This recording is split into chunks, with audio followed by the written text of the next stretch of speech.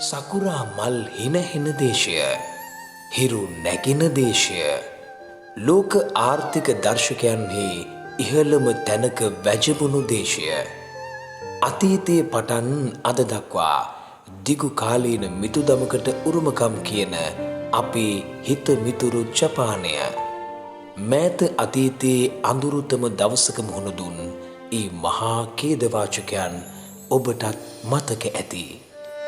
ඒ මහා භූමිකම්පාවට, සුනාමි ව්‍යසනයට, ෆුකුෂීමා විකිරණ කාන්දුවට මුහුණ පා එළඹෙන 2021 මාර්තු 11 වන දිනට වසර 10ක්. ජපානය නොවැටි නොසිට යළිත් දෙපයින් සිටගෙන ඒත් ඒ අපට අහිමි වුණු මිතුරන් නැවත කවදා හමු වෙයිද? තුවාල සුවමුණත් ඒ රිදුම් කවදානම් සුව වෙයිද? ඔවුන් වෙනුවෙනුයි මේ දවස එන්න.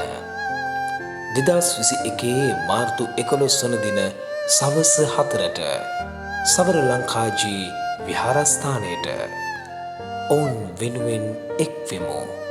අපට කළ හැකිදී අපි කරමු.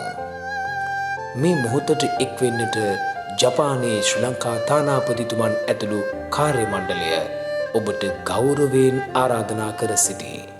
සංවිධානය ටෝකියෝ ශ්‍රී ලංකා තානාපති කාර්යාලය සහ ශ්‍රී ලංකා සංගමය. නිල මාධ්‍ය සත්කාරය සින්හිරු මීඩියා.